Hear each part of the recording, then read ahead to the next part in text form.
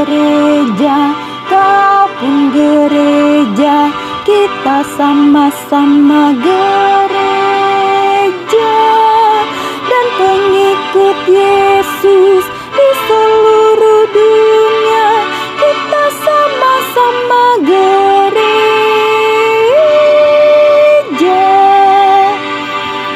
Gereja bukanlah gedungnya, dan bukan pula menaranya.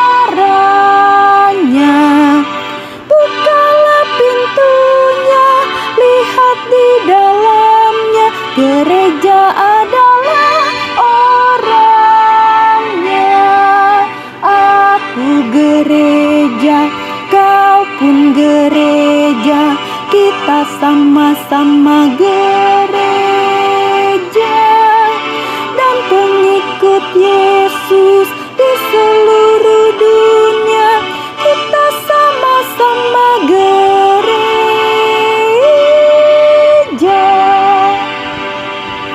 Aku gereja, kau pun gereja, kita sama-sama gereja. Dan pengikut Yesus di seluruh dunia, kita sama-sama gereja.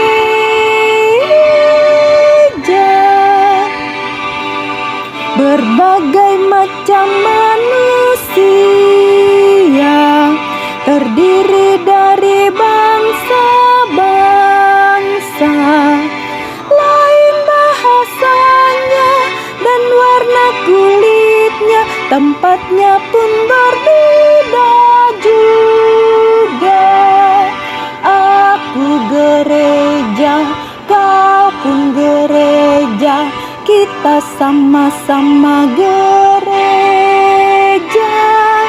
Dan pengikut Yesus di seluruh dunia, kita sama-sama gereja.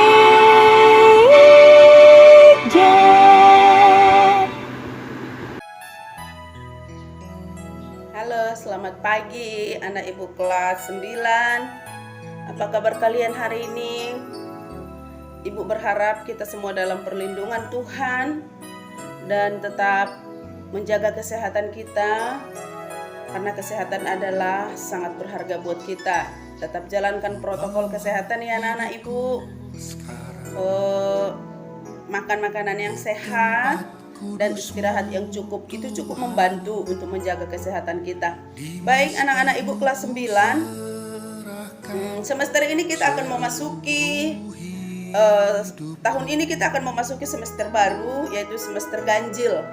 Dan pada hari ini kita akan belajar dari bab 1 tentang gereja sebagai umat Allah yang baru. Terima kasih kamu yang sudah bergabung di kelas ini. Ibu percaya semua kamu diberkati Tuhan.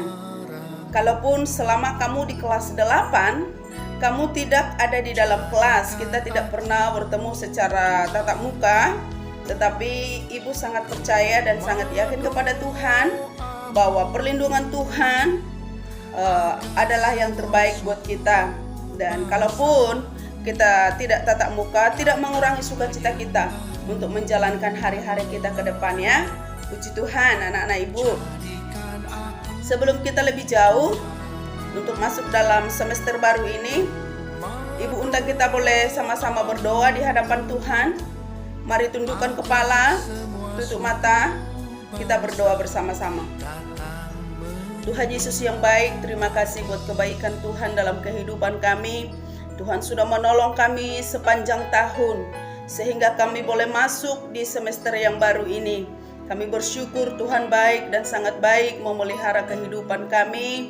Ini buktinya Tuhan, kami sehat, kami kuat sampai hari ini.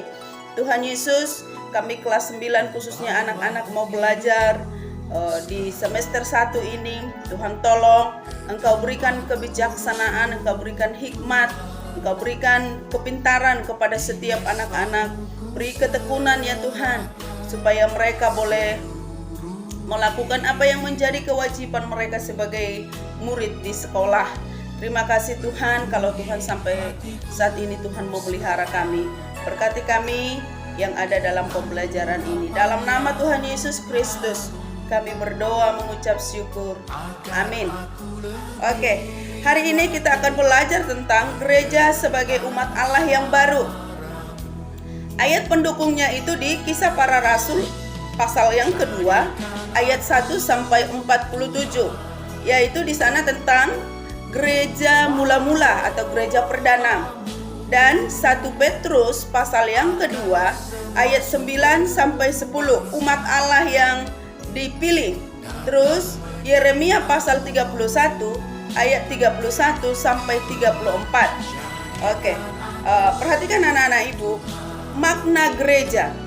Apakah arti gereja sesungguhnya?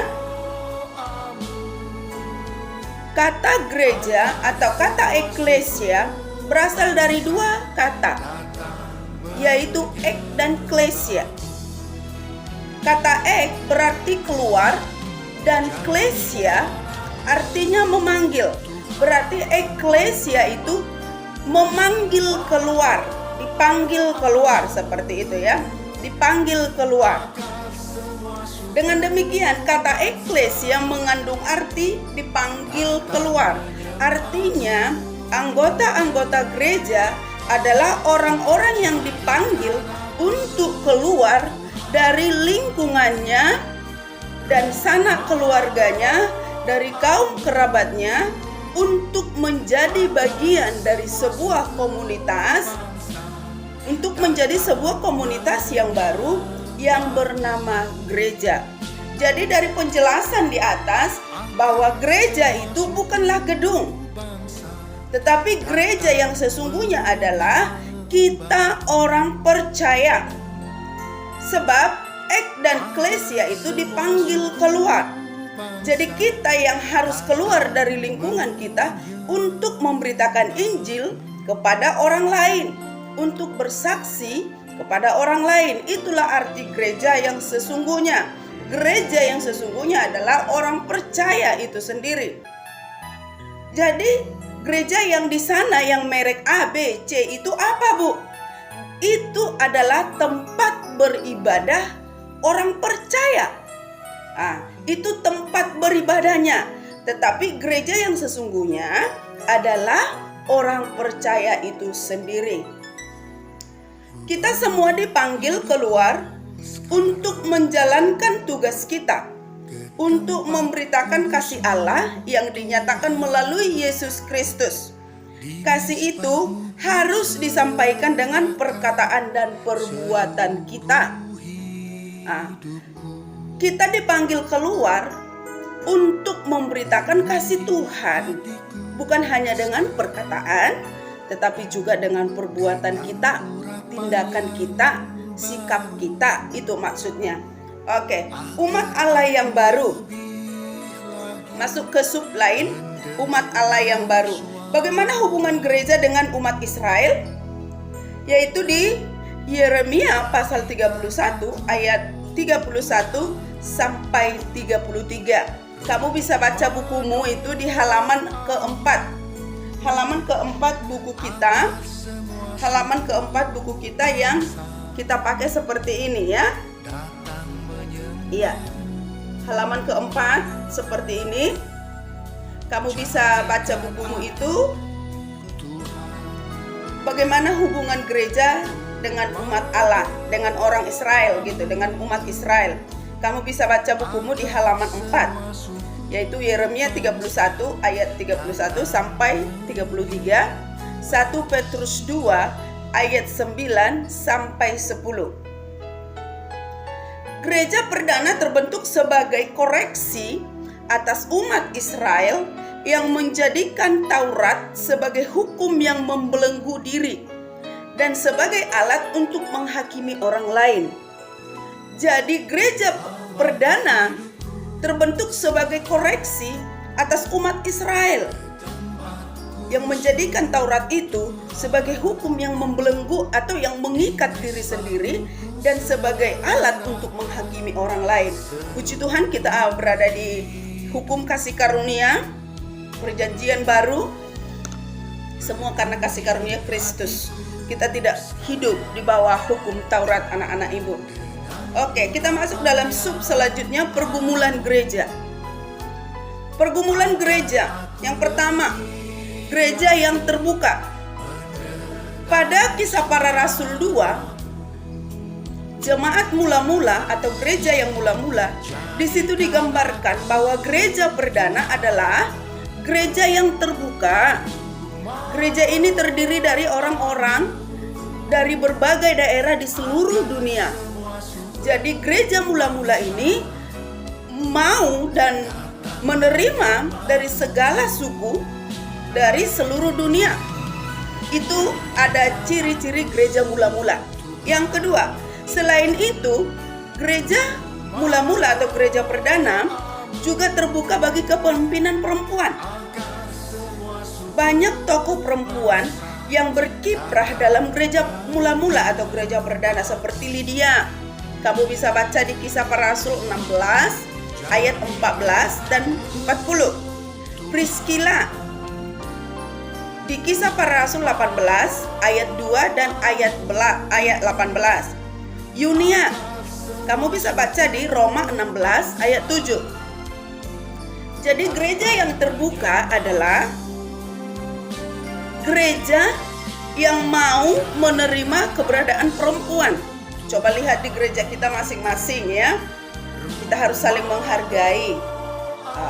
Perhatikan di gereja di mana kamu beribadah. Apakah perempuan dilibatkan di sana untuk pekerjaan Tuhan? Mari kita contoh gereja mula-mula pada saat itu yang ada di Kisah Para Rasul. Ada banyak tokoh perempuan yang berkiprah di dalam melayani Tuhan, di dalam melakukan tugasnya di dalam gereja. Seperti tadi Lydia, Priscilla, dan Yunia. Itu adalah salah satu contoh yang dilakukan oleh gereja mula-mula di dalam Kisah Para Rasul itu. Yang ketiga, gereja juga menerima orang-orang cacat. Gereja mula-mula juga menerima orang-orang cacat yang tidak sempurna untuk menjadi anggotanya. Kamu bisa baca Kisah Para Rasul 8 ayat 27 sampai 40, yaitu sida-sida Ethiopia. Artinya apa, anak-anak ibu? Jadi di gereja itu bukan orang-orang yang sempurna secara fisik. Sebagai gereja harusnya mau dan mampu menerima orang-orang yang mempunyai kekurangan. Contohnya mungkin cacat kakinya, mungkin puntung tangannya. Jadi harus bisa diterima, bukan orang-orang yang sehat-sehat saja. Jadi gereja harusnya tidak membeda-bedakan. Kamu marga apa, kamu keturunan apa, ekonomi kamu seperti apa. Harusnya gereja tidak seperti itu. Tidak boleh. Tetapi gereja harusnya mau melakukan ketiga hal ini seperti gereja pada awalnya, pada mula-mula. Yang pertama tadi ibu ingatkan, gereja itu terbuka dan untuk siapa saja, dari suku mana, dari bahasa mana, bisa menerima. Yang kedua, gereja itu mau menerima perempuan untuk melayani Tuhan di situ. Yang ketiga, gereja itu harus mau menerima orang yang kurang sempurna atau orang cacat di dalam gereja itu. Puji Tuhan, itu adalah gereja yang terbuka. Sub selanjutnya adalah gereja yang gagal menjadi teladan. Mengapa gereja pada akhir-akhir ini gagal menjadi teladan? Apakah kamu tahu? Ada banyak gereja di sekitar kita yang gagal menjadi teladan. Ada satu tokoh dari India namanya Mahatma Gandhi. Dia berkata begini, "Aku suka Kristusmu, tetapi aku tidak suka Kristenmu." Kenapa seperti itu? Karena Mahatma Gandhi melihat ajaran Kristus yang luar biasa. Karena dia membaca Injil Matius, Dia baca, dia terpesona dengan hal itu, makanya dia berkata, aku suka Kristusmu, tetapi aku tidak suka Kristenmu. Kenapa? Karena Mahatma Gandhi melihat orang-orang Kristen itu tidak menjadi berkat. Karena pada satu saat dia pergi ke gerejanya, ke tempat ibadahnya yang berkulit putih, dia tidak diterima. Makanya dia katakan seperti itu.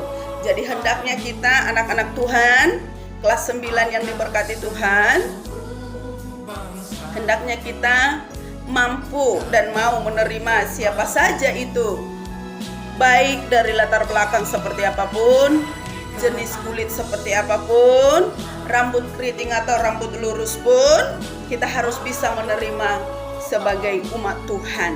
Jadi anak-anak ibu, cerita Mahatma Gandhi itu kamu bisa buka bukumu yang itu tadi ya, yang ini anak-anak ibu, kamu bisa baca bukumu di halaman yang ke-7. Halaman yang ke-7 kamu bisa baca bukumu itu tentang tokoh Mahatma Gandhi. Mengapa dia berkata seperti itu? Anak-anak ibu yang dikasihi Tuhan, di dalam bab 1 ini ada banyak hal yang terjadi, ada banyak hal, nilai-nilai yang kita ambil di dalam tugas kita sebagai umat Allah. Ibu berharap kamu sudah memiliki buku, kalaupun itu di-download dari internet. Silakan di-download kalau kamu tidak mau fotokopi. Ibu berharap kamu sudah punya. Jadi ketika nanti kita ujian atau ada tugas-tugas yang ibu berikan kepada kamu, kamu bisa mengerjakannya dengan baik. Anak-anak ibu, mari kita sebagai umat Tuhan, mari kita sebagai gereja Tuhan, lakukan atau contohlah, teladanilah gereja mula-mula, teladanilah gereja perdana yang ada di Kisah Para Rasul. Nah, ini yang dikehendaki Yesus kepada kita sebagai gereja Tuhan yang sesungguhnya. Mari lakukan firman Tuhan, lakukan pembelajaran ini, jangan hanya didengar. Puji Tuhan, ibu menghimbau kepada kamu kelas 9, ini harus kamu dengarkan sampai habis, lalu kamu like dan kamu bunyikan loncengnya supaya kamu bisa dan bisa melihat setiap bab-bab yang akan ibu berikan kepada kamu. Terima kasih anak-anak ibu. Tuhan Yesus memberkati kita. Kita berdoa. Bapa di surga, terima kasih buat kebaikan Tuhan dalam hidup kami.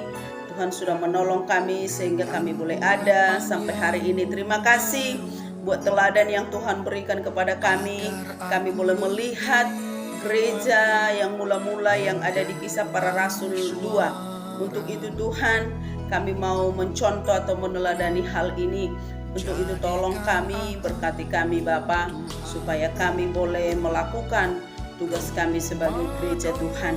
Terima kasih, berkati kami semua. Dalam nama Yesus Kristus kami berdoa mengucap syukur. Haleluya. Amin. Oke, puji Tuhan. Tuhan memberkati.